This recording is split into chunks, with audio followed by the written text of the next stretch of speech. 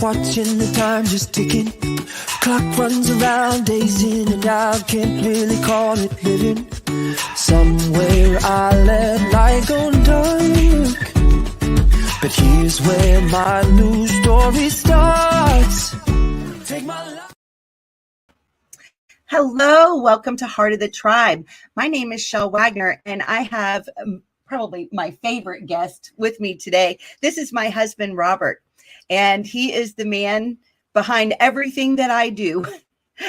He was the first one to encourage me to make my very first YouTube video and to tell me that I could do it. He is my best friend, my biggest support, and I rely on his wisdom for everything I do. Honey, thank you for joining me on the show today. You're welcome. Thanks for having me. Hey, everybody. All righty. And we also have some guests we're going to welcome today, too. Yeah, so I'm very happy to invite our guest today. They're going to join us on the show. We have Brother Lee David Hood and his lovely wife, Sister Catherine Hood, and they're from Wales. Their new show on Lamb Network TV is called Blood of the Lamb Ministries, and their first show is going to begin on April the 8th at 4:30 Eastern Time in the United States and 9:30 over there in Wales. All right. Catherine and Lee, welcome. Hi, Chelle. Hi, Robert. Thank you for having us. It is our honor to have you guys today. It's just, I'm so excited about your new show. And, you know, for my audience, some of you participate in my Paleo Hebrew class. And if you don't, you should. But for those of you who have been participating, you have seen that, I mean, my class starts with this amazing introduction video, and then it's got all these gorgeous PowerPoints, and I'm not responsible for any of that.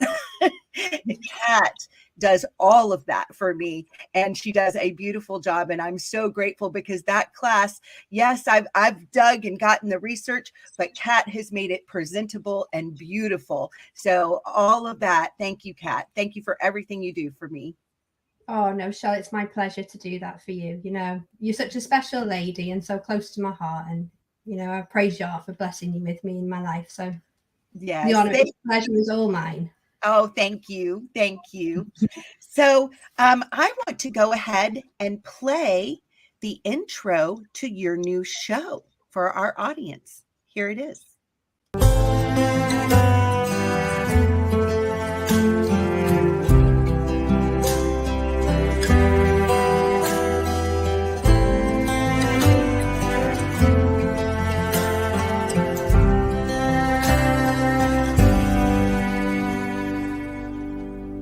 Washing our robes in the blood of the Lamb, getting ready to go, to stand before you at your throne, day and night, serve you forevermore.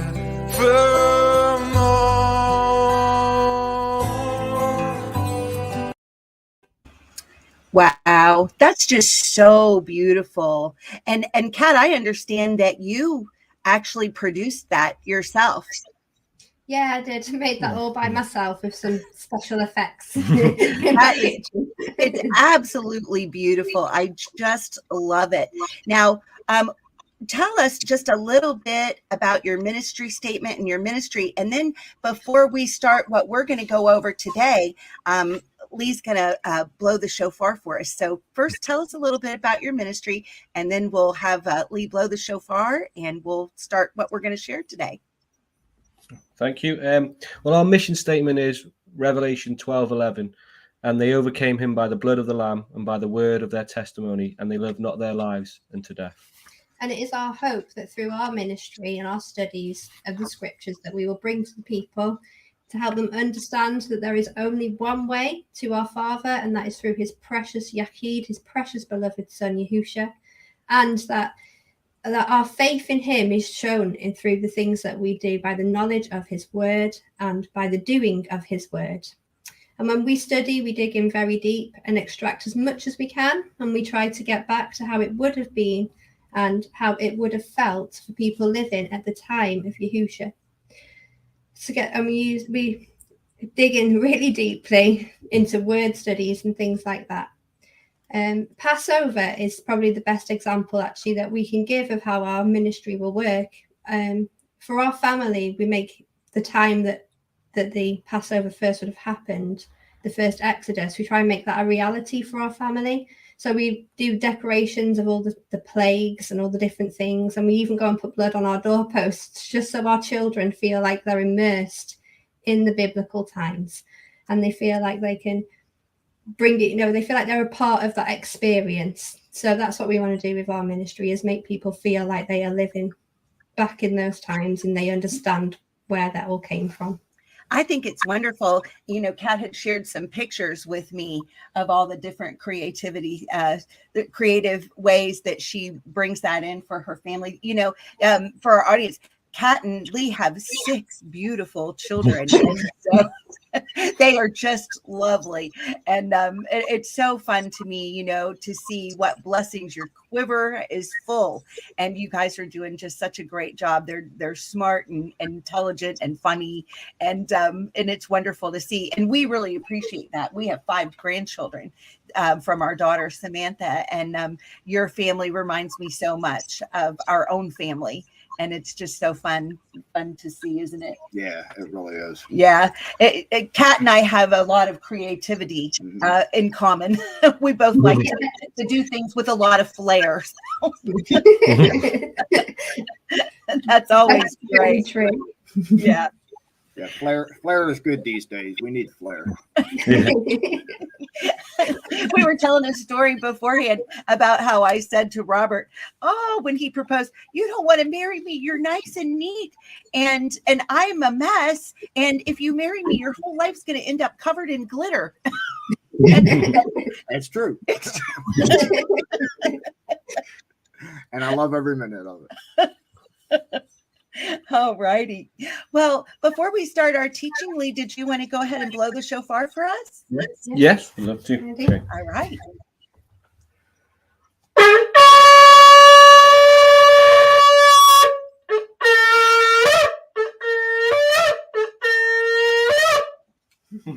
Wow, that's awesome. How wonderful. I love the sound of the shofar. Whew. It wakes something up deep inside of you. Before I even really knew that calling to these ancient paths of enjoying the Shabbat and the feast and everything, just beginning to hear that shofar every once in a while, I think that it shook something deep within me that I didn't even know was there, and helped guide me to that path.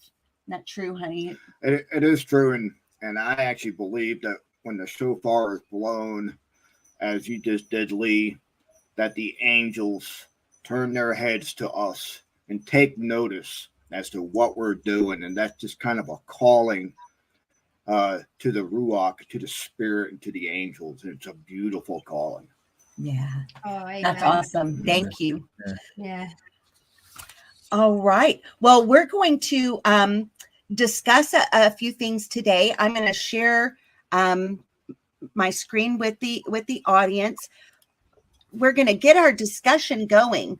In the first book, in the book of 1 Samuel, chapter 1, is the story of a family that lived in Mount Ephraim. Elkanah had 2 women, Hannah and Peninnah. Peninnah had children, but Hannah did not. Elkanah gave portions to both, but to Hannah, he gave a worthy portion. So, when I was reading this story and I came across this word worthy, it really got my attention. So I wanted to share it with the audience. So the word there is off. It's an aleph and a pei sophit. And so when I looked it up in the Brown Driver Briggs, it literally had the connotation of breathing in the face of another. That it was worthy, that her husband loved her so much that his breath was right there, face to face, panim to panim, right there, connecting. So I put it here in the paleo because I love sharing the paleo. So I wanted to share that with everyone. And so you can see it there with the head of the Aleph, our first strong leader speaks. And it's his breath, the breath of the first strong leader. So the portion he gave to Hannah in the face of her adversary was literally from the deepest part of his being. And this speaks of his great love for her. Oh, Chelle, that's just beautiful. I especially love, what you're saying, how the breath of Yah is sort of breathed into her face as her portion. That's just absolutely gorgeous. Now, did you know that the name Hannah it not only means favored, as we see here, that her husband favored her, but that the root of her name means to bend or stoop in kindness of an inferior, to pray and to make supplication. Her name is very relevant, in her story. So just thought I'd share that with you. Oh, I'm so glad. That's what's so much fun about the way that we work together is just we seem to just be on the same page and both get insights. And I just love it. Thank you. I love your insights. Thanks, Chelle. Okay. So Yahuwah himself had shut her womb until she cried from the depth of her being and made the vow Yahweh was desiring, which was for her to dedicate to him the deepest longing of her heart, the child to come, which would be Samuel. Yeah, we read that Hannah poured out her soul to Yahweh in verse 15. It ends with saying, but have poured out my soul before Yahweh. And it reminds me of, because I've been going through it recently, when Yaakov wrestles with Yah. The place where it happens is called Yebuk, and it means emptying. So when Yaakov was wrestling, he was pouring out himself before Yah, removing all the, because he was filled with fear, so he was removing all the his instincts of the flesh that he had in fear in Esau. And this transformation was symbolized in his name being changed. And we are to pour out our souls before Yah and our hearts before Yah. In Psalm 62:8, it says, trust in him at all times, ye people. Pour out your hearts before him. Elohim is a refuge for us. Selah. And we're told in Romans, when we pour out our souls, he'll fill us with his ruach. In Romans 15:13, it says, now the Elohim of hope will fill you with all joy and peace in believing, that you may be bound in hope through the power of the Ruach HaKodesh. So it's when I was reading your notes, it just brought this to mind, this pouring ourselves out before Yah and him filling us up. Just made me think of all that. I'm so glad you brought that up, Lee. That story of the wrestling is one of my favorite stories in Scripture. How many times have Robert and I talked about that, that wrestling, happens and sometimes our hardest places, the biggest places of our fear, and we have to submit that fear unto Yah, and he meets us right there and challenges us so that we can, grow and overcome and go on and do what he's called us to do. And that's one of our favorite stories. Yeah. I have not personally had my hip broken by Yah, but I have had to wrestle many, many times and to learn a lesson. Yeah, absolutely. All right. Okay. I'm going to read a little bit more for us. So Hannah went to the temple, and Eli the priest, observing her deep communion and prayer with Yahweh, accused her of being a drunkard. Her response in 1 Samuel 16 was, count not your handmaid for a daughter of Belial, for out of the abundance of my complaint and grief have I spoken hitherto. So, I wanted to look up this word Belial really got my attention because Dr. Pigeon has been teaching some on that lately on his Thursday night YouTube channel. And if you've never watched Dr. Pigeon teach on Thursday nights, I can't recommend it highly enough. I just can't believe how much I have learned over the years just by tuning in on Thursday nights as he has taught. And so today, when I saw that, as I was studying for this, it really caught my attention. And that word Belial is Strong's 1100. And then when I looked in the Brown Driver Briggs, it meant worthless or good for nothing, being unprofitable, right? So as I go on, so when you look at the roots for the Hebrew, it has the connotation of the howling one, the evil one who has failed to ascend, right? And so we know that that is Hasatan. We're going to talk about that for a minute. As soon as I can get my mouse down to remove the screen. I'm still learning how to navigate it. Something I'm least looking forward to. Exactly. Now, did you guys have any thoughts on that? Go on.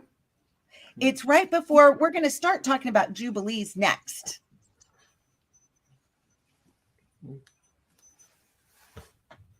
Okay. Well, Anything you want to add there, Chelle? all righty. Well, we're going to read a little bit from the passage of Jubilees. And so I'm going to add this to the screen so that our audience can follow along. And honey, would you read for us a little bit here? Sure.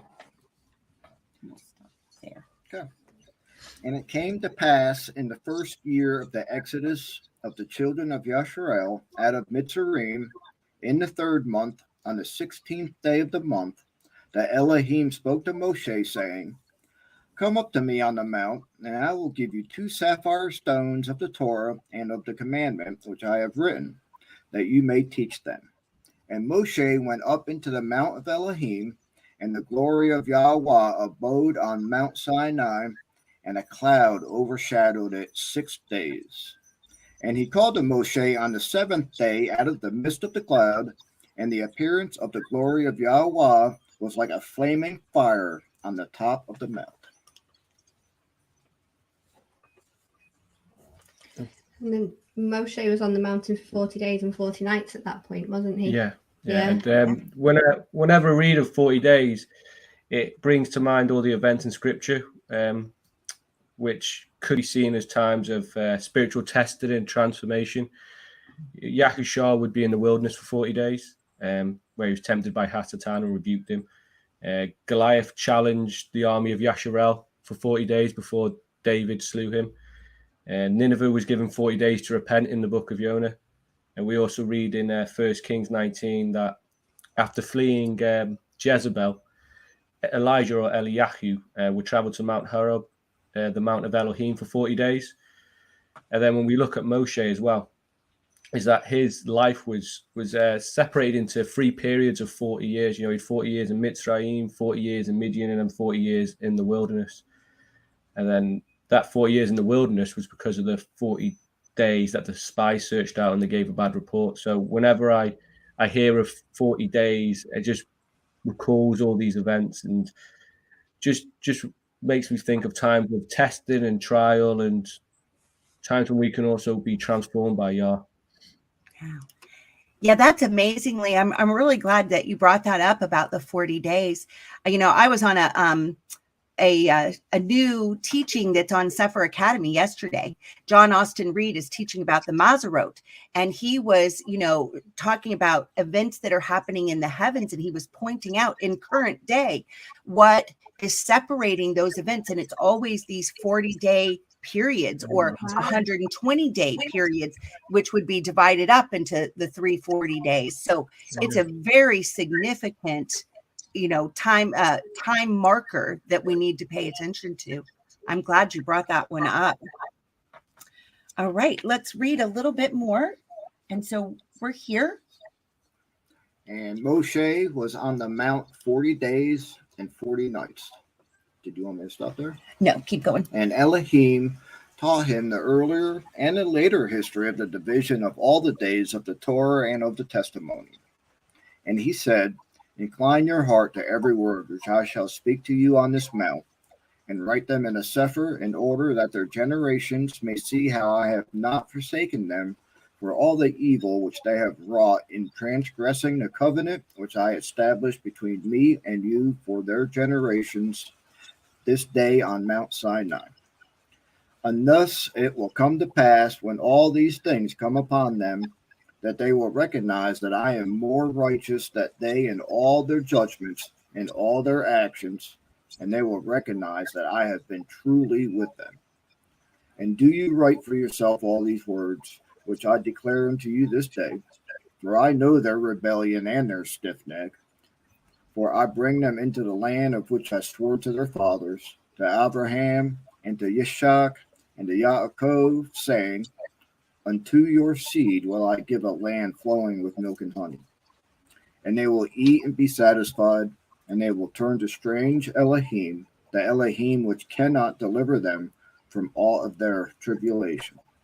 And this witness shall be heard for a witness against them. For they will forget all my commandments, even all that I command them, and they will walk after the other nations, and after their uncleanness, and after their shame, and will serve their Elohim, and these will prove unto them an offense and a tribulation and an affliction and a snare.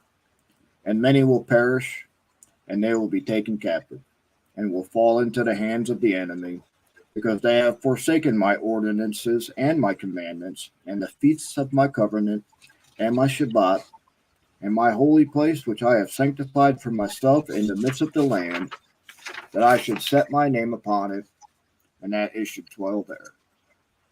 And they will make to themselves high places, and Asherah poles, and graven images, and they will worship, each his own graven image, so as to go astray, and they will sacrifice their children to devils, and to all the works of the error of their hearts.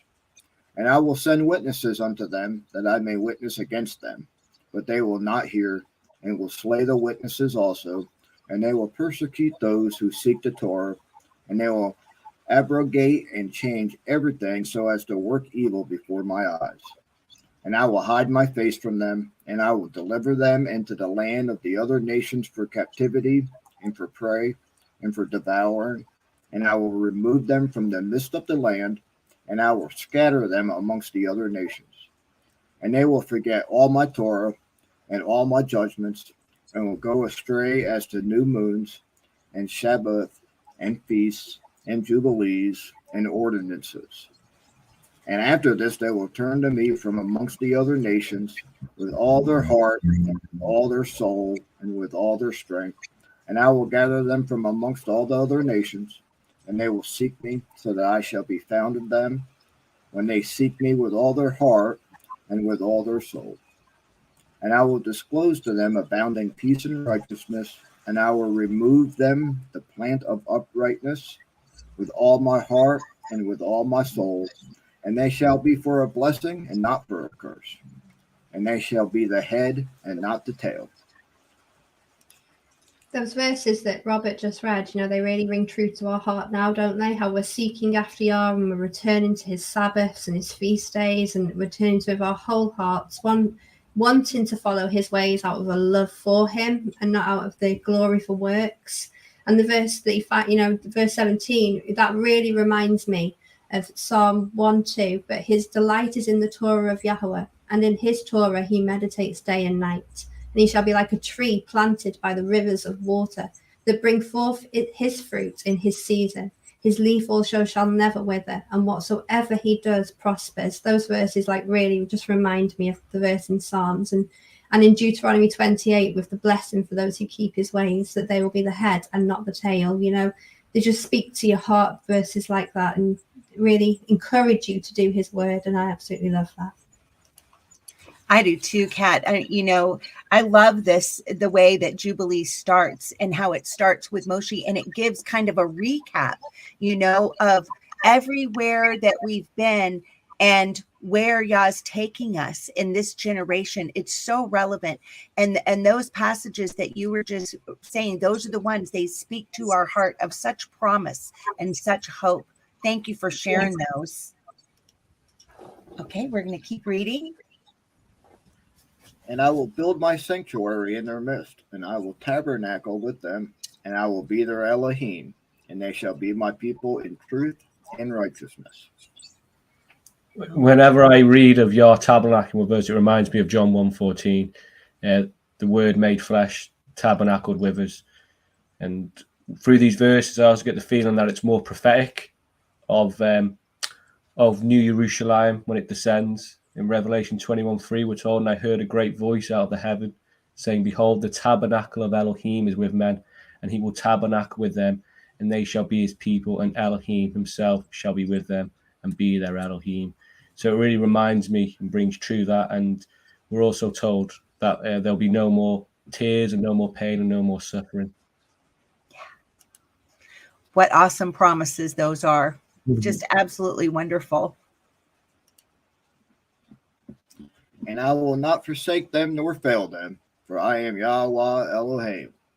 And Moshe fell on his face and prayed and said, O Yahweh Elohim, do not forsake your people and your inheritance, so that they should wander in error of their hearts, and do not deliver them into the hands of their enemies, the other nations, lest they should rule over them and cause them to sin against you.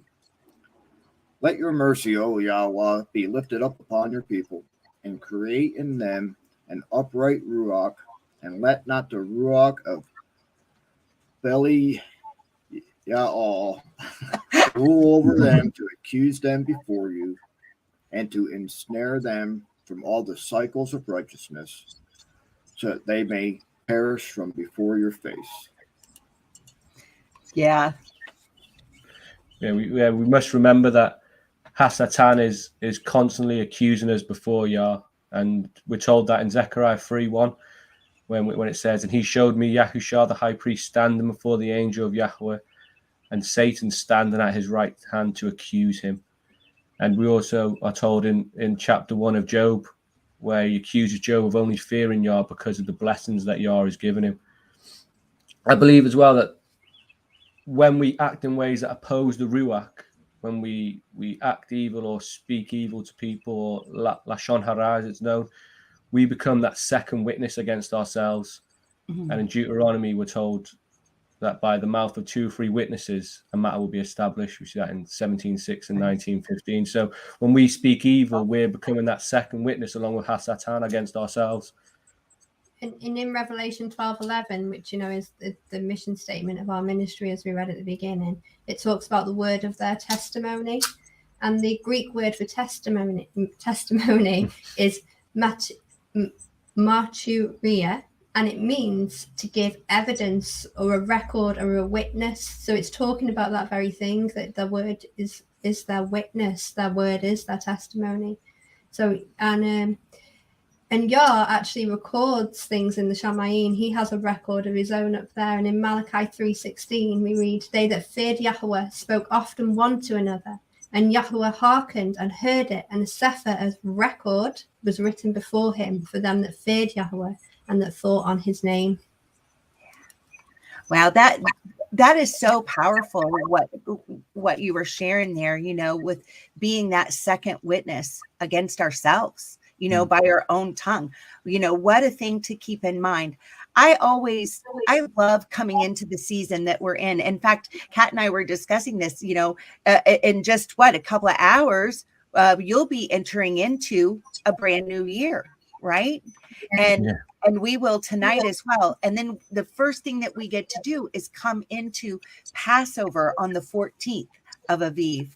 Right. And so, it's a really good time for us to be reflecting. And what I start doing, I start, going through the cabinets right away and pulling out everything that, has got the leaven in it and saying, okay, we either need to eat this up or it's being thrown out, so that we're well aware of what's there. But when you take that into also that personal reflection, this is the time, it's not just that I'm doing this physically with food, but I've got to be doing this physically with myself. Search me and know me, O Yah, and see if there be any wicked way within me, right? And that's our prayer, so that we can go ahead and deal with these things and get them out and be cleansed and go into the Passover with clean hands and a pure heart, before him. One of the traditions Robert and I like is we do a hand washing or a foot washing, kind of depending on the size of our audience. Like if it's just him and I,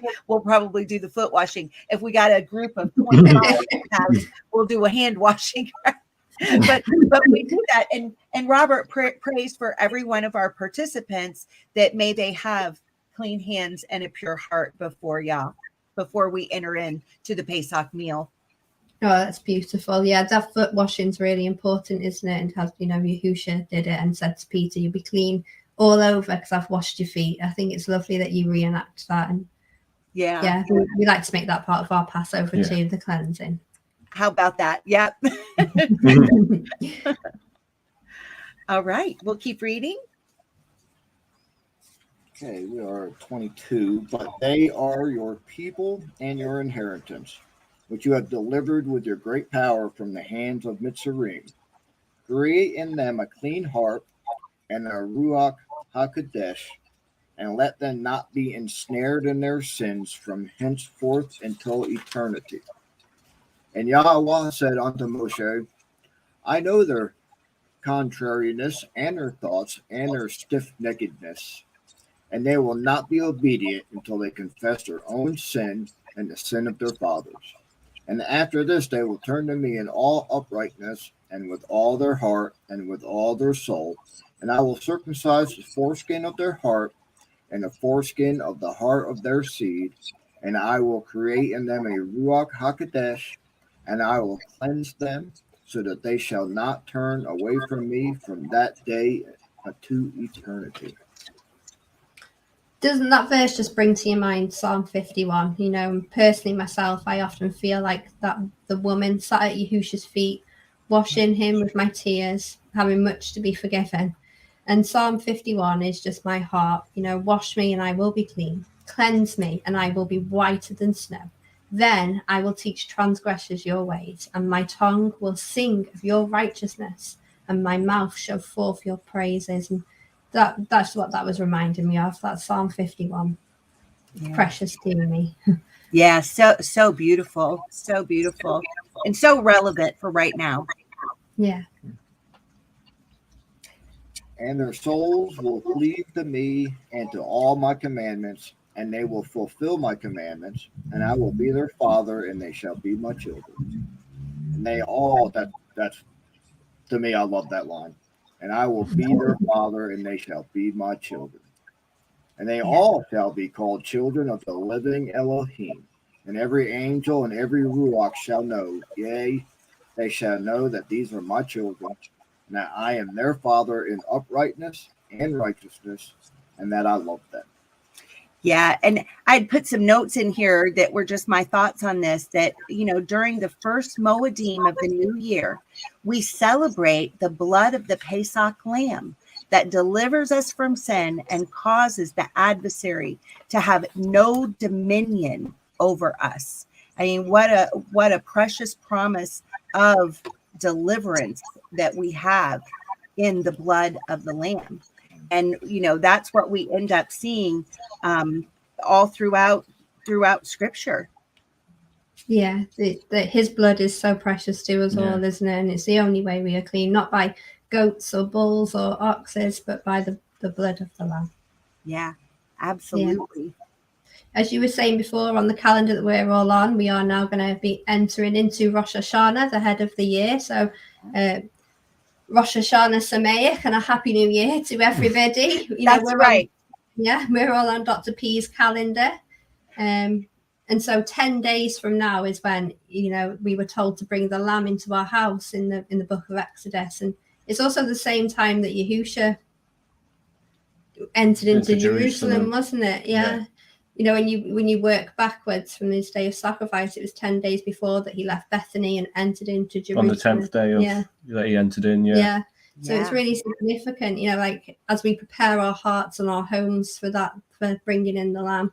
Could you imagine having spent those 4 days with your lamb as well and getting to know it and love it, and then having to sacrifice it must have been incredibly difficult, wasn't it?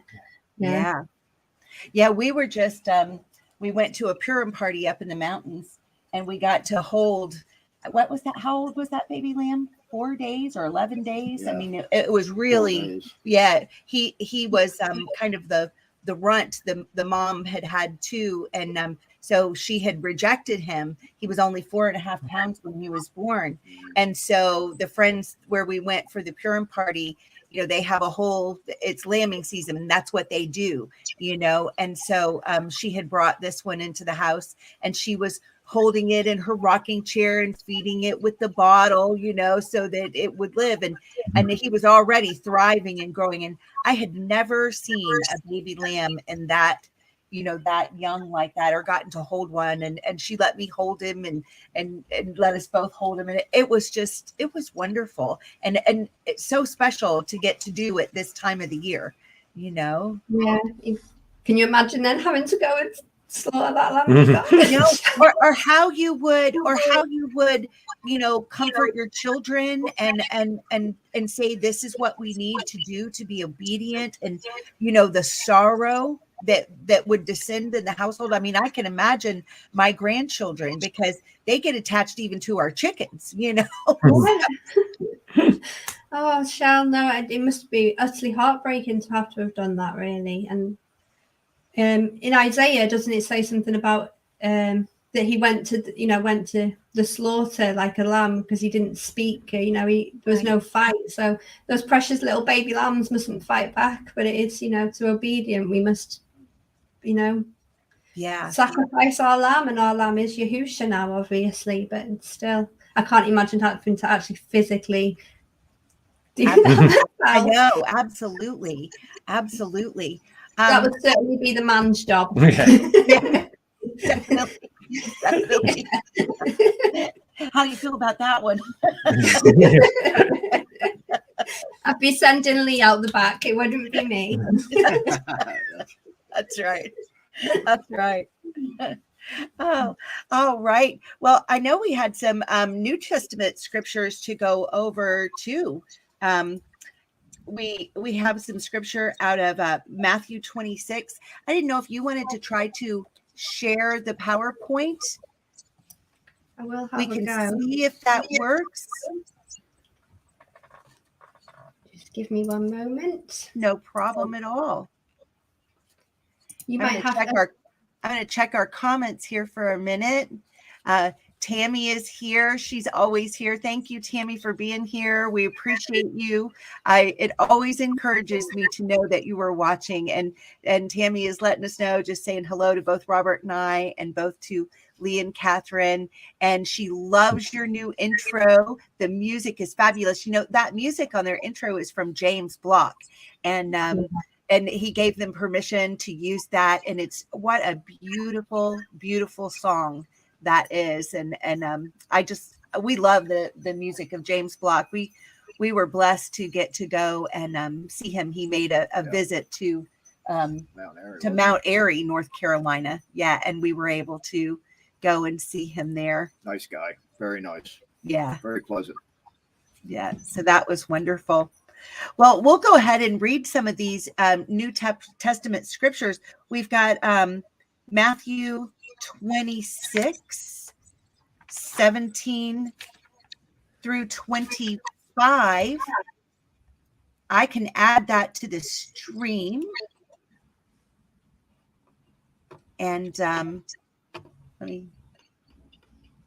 Lee, can you see that well enough to read for us? Yeah, you got it? Yeah, I've got it. Matthew 26:17.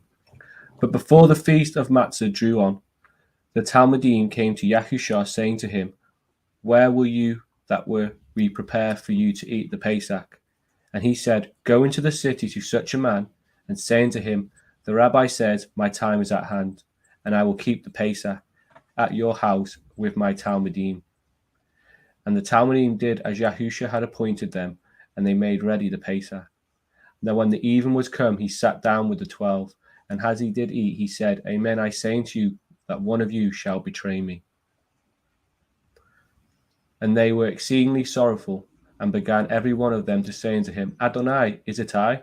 And he answered and said, He that dips his hand with me in the dish, and the same shall betray me. The son of Adam goes as it is written of him. But woe unto that man by whom the son of Adam is betrayed. It had been good for that man if he had not been born. Then Yehuda, which betrayed him, answered and said, Rabbi, is it I? He said unto him, You have said. Yeah. Wow. Isn't that just, incredible? Can you imagine being at that Passover with the Messiah, and you have seared your conscience to such a fact that, you have the ability to just ask the Messiah, is it me? Am I the one who's going to betray you? And I just can't imagine that whole thing taking place. And the Messiah tells you, yes, you are the one who has done this, absolutely incredible. Yeah, I couldn't imagine it either. All right. I'm trying to make that work, Chelle, but I don't know. I'm going to add it. There it is. There is another beautiful PowerPoint by Kat. I love it. She's got the menorah, the wine, the matzah. There we are, right? Okay. So that is just gorgeous. My friend Karen Jolly has joined us also, and it was her congregation, her and their whole congregation that we just went up and celebrated the Purim party with, and she's a wonderful friend. I'm so glad that she's here with us today too. Okay, well, can we advance that one, or should we use our document?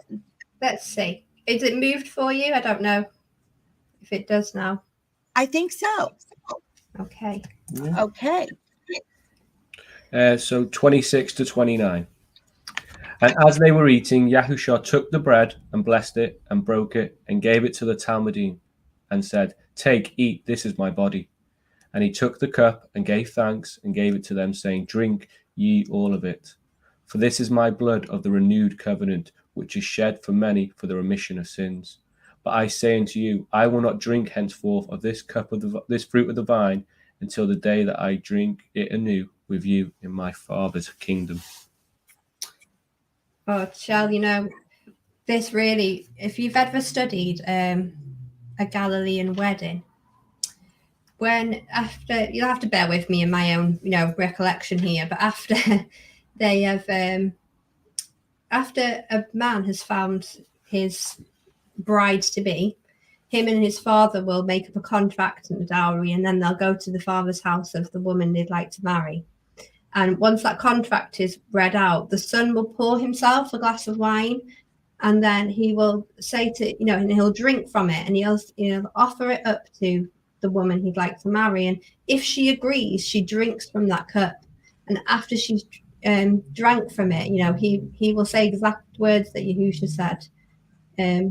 I will not drink from this cup again until I see you in my father's house. Because when they had a Galilean wedding back in Yahushua's day, once they were married, they would then go to the father's house for that wedding ceremony, wouldn't they? Yeah, during the time in between this and when they get married, the son would go to his father's house and build a place for him and his wife attached to it. So he would be building a home for him and his wife, his bride. And it's so beautiful when you see the parallels between the Galilean wedding and everything that Yahushua said he was going to do and is doing for us. It's just, and we're that bride. It's just beautiful. Yeah, it really is lovely. And you can see, there are so many parallels in a Galilean wedding with the things Yahushua said. Yeah. He's gone to prepare a place for us. He's coming back for us. That he will be his bride. And in that time, actually, we're supposed to be seeking him. We're supposed to be getting our garments ready. We're supposed to be washing ourselves new, making ourselves white and being pure, having our menorahs full like those wise. Yeah, because usually virgins. What they would do as well is they wouldn't know when the husband would come to get his bride. So the bride would have to be ready there at night, and she would have to have her lamp ready by her bed, because they usually came in the middle of the night. So when the parable as well about being those virgins ready with their oil, it just all rings true, and it's amazing, isn't it? That would be what they saw, wasn't it? The first miracle Yahushua did was in in a wedding, at a Galilean wedding. And so it'd always be like when he spoke, he was speaking about the things that he could see in front of him. And so when he spoke to his Talmudim and he spoke of those things that happened in a wedding, and he put them in relation to his own return and his coming for his bride, they knew exactly what he was talking about because it just flowed from them. Yeah. You know, always there in their memory, very present. Yeah, that's absolutely beautiful. I love that. The connections that we see and how relevant that is. I mean, just he's been so faithful with his word to explain to us, you know, what's going on in the heavenly realm. And that's where our faith kicks in. You know, we don't have to, you know, have, you know, anything more than that for us to know and to believe. We can read his word and we see the example, and then our hearts can trust safely in that. You know, I've often shared that one of the things that I've loved about being married to Robert is it helped me for the first time in my life get a picture of what it's like to have a man on my side, a man that, you know, what he wants from me is my heart. He wants, you know, my heart to be a safe place for him to land. And that's all that's really being asked of me. And it's just such a beautiful picture because, you know, I had quite the past, and my marriage to Robert has been a safe place for me to land. It's let me understand what it means to be loved as Yahusha loves his church, his body, you know, because Robert always puts me first. He always takes care of me. And I've learned that I'm safe. I'm safe in our home. I'm safe in our marriage. I'm safe here. And it empowers me and enables me to do all that I do, you know, for the kingdom, because I couldn't do it without that.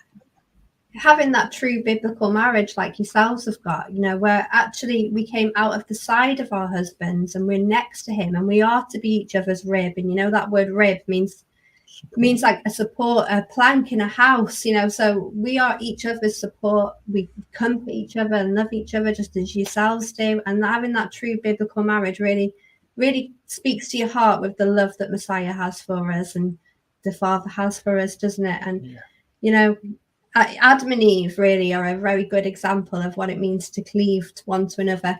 And the Hebrew word for cleave, and I can't remember what it is, but I can remember its meaning. It's like you're sticking together like glue. So through everything, you are one flesh and one body, and that doesn't come from, you know, like a sexual relationship, but that actually comes from that cleaving one to another and wanting to always be together in all that you do. And you know, and a 3-cord strand is not easily broken. Can't remember the verse that's in, but when you have husband, wife, and you're together, and we're all together in that 3-cord strand, we're unbreakable and unstoppable, really, aren't we?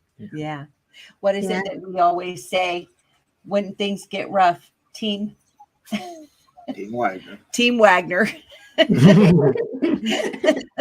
But we take that seriously with Yah. And just as you said, Yah, and then us, team, that we're whole. We are complete when Yah is right here with us, and then we keep Yah with us all the time, no matter what.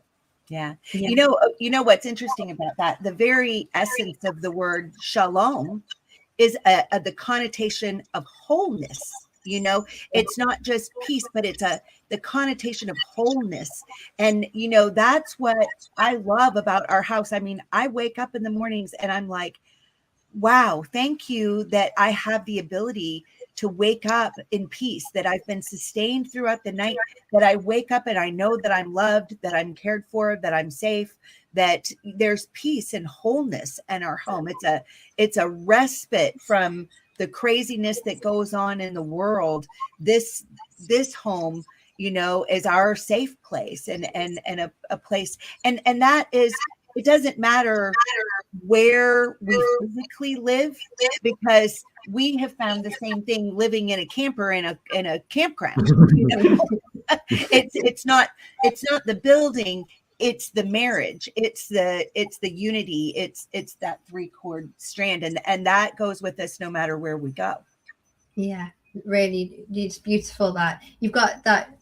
Your whole feel is that Deuteronomy 28 verse where, you know, it encompasses shalom as a whole word. You know, you'll have favor in your basket, you'll have favor in your fruit of your land, the fruit of your womb. You know, you just said you've got 5 grandchildren. That's like incredibly blessed, you know. Yeah. And he'll favor you in health and in prosperity, and you know that is all over you too. You see that all the time, that you are living that obedience to Yah, and you are seeing the blessings from it. You know, like we are saved through his blood, but blessed through our obedience. It's like that two thing. Yeah, absolutely. All right, we did have another scripture to read. I don't know, is it on the PowerPoint, Kat? I think so. If you give me okay, 1 second. I'm going to add that. And I think it's Matthew 27. Yeah. Oh, okay. Here's the next one where we got to. All right. Lee, did you want to read for us some more? Yeah, I'll keep reading. So Matthew 26:30. And when they had sung a hymn, they went out into the Mount of Olives. Then said Yahushua unto them, all ye shall be offended because of me this night, for it is written, I will smite the shepherd, and the sheep of the flock shall be scattered abroad. But after I am risen again, I will go before you in Galilee. That's wonderful. And, you know, I love that going into Galilee, because, you know, we all got scattered. That's what we saw as we were reading through Jubilees, as we were scattered out into the nations, and he's coming into the nations to speak truth to our heart, the truth of the good news. And that was that he died for all men, not just one bloodline, but for all that would have a heart to be circumcised unto him, and a heart of flesh that have a desire to do things his way. And we're really seeing that rising up in people all over right now. And it's a wonderful thing to see. I'm so excited to see people, you know, embrace the Shabbat and embrace the truth of his kingdom. You know, it's like in Ezekiel, isn't it, with the dry bones that are waking up? Yeah. It's like we are those dry bones all waking up. James Block actually sings a gorgeous song about that, doesn't he? Yeah. And you know, that we are the whole house of Yasharel will wake up, and anybody who believes on Yahusha is actually part of the house of Yasharel, because we are grafted in, grafted into that precious vine. Yeah, absolutely. All right, let's go on to our next one. So Matthew 27, 24 and 25. So when Pilate saw that he could prevail nothing, but that rather a tumult was made, he took water and washed his hands before the multitude, saying, I am innocent of the blood of this just person, so you see you to it. Then answered all the people and said, his blood be on us and on our children. You know, that's where we really see, you know, where when the people rejected Messiah, and that's what we see is, you know, the time periods that have progressed, that there's been a hardship, because it was just like what you were saying, when we speak something with our mouth, we witness against our own selves, you know. Yeah. So there we see that taking place right there in that scripture. And what a scary thing to say his blood be, you know, it's good in one way, because he's saying that, you know, they're being washed in his blood, but in the other way, to take the guilt and the blame for that blood being shed, and not just on yourself but on your kids. It's just wow. Right. Wow. Okay, I think we had another one in Acts that we probably have time to share. Well, our time is actually getting pretty close. Okay, so we've got something here in Hebrews. We'll share this one, and this will probably be our last one we have time for. So Lee, you want to read it? Yeah, Hebrews 2:14 to 18. For as much then as the children are partakers of flesh and blood, he also himself likewise took part of the same, that through death he might destroy him that had power of death, that is, the devil, and deliver them who through fear and death were all their lifetime subject to bondage. For indeed, he took not of him the nature of angels, but he took on him the seed of Abraham. Wherefore in all things it behooved him to be made like unto the brethren, that he might be a merciful and faithful high priest in things pertaining to Elohim, to make reconciliation for the sins of the people. For in that he himself has suffered being tempted, he is able to help them that are tempted. Wow. What a promise. And that's what it is. We are finally, I remember, before my walk with Messiah, living that life apart from him and away from him. And no matter how much bravado I put on, there was that part of me who was desperately afraid and desperately scared. And I was really rude to people that I thought were religious, because I was just being so contrary. And the root of it was that I was deeply afraid, and had trouble even sleeping at night. And, the things you kind of know there are consequences for our actions. And, I'm just so grateful that I was able to grasp the truth of the scriptures, that I am able to come to Yah, ask for forgiveness, and have his blood applied to my life so that I can walk in freedom and I don't have to be afraid anymore, because I know what my destiny is at this point. And that is, just like Lee, you were sharing earlier, that there's a home for us. There's a place for us, he's made a way for us. And so I'm so grateful for that. And he's made that way to all that have a heart to embrace him. It's not held aloft for this special person or that special person, but he made a way for all people. Yeah. All right. Well, last thoughts, Catherine and Lee. Well, we're just very grateful to you actually, Chelle, and for having us on your show, and for introducing us to your friends and out there. And we just hope that even if your heart is very cold to Yah, that at this time of year you'll be able to see that he has a love for all of us. In every single one of us, he has a love for, that he created each and every one of us in his own image. And that even if religion is not, you think religion is crazy, I can promise you there is something special in Yah's word and in his kingdom. And there are finds being found all the time to prove that his word was true. And Yahushua, the parable of the lost sheep, he doesn't want to lose one person. He came to save everyone.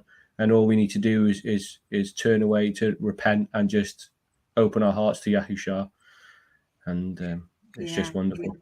Well, thank you both for being with Robert and I today. And thank you, sweetheart, for being here with us today. Thanks for having me. It was a really fun show. And I hope you'll come back and join me next week. I'll be going over the Seder. All right. Bye-bye.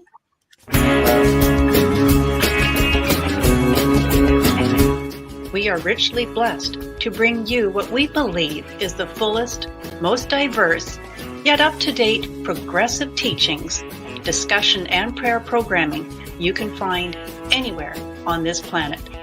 Be sure to take the tour of the MessianicLambRadio.com website. I'm Susan Hoogie, thanking you for joining us on the Messianic Lamb Video Network.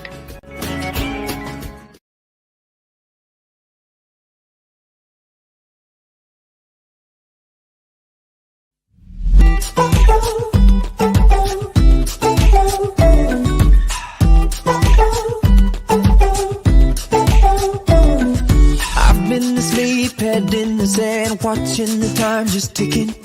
Clock runs around, days in and out, can't really call it living. Somewhere I let light go dark, but here's where my new story starts. Take my life.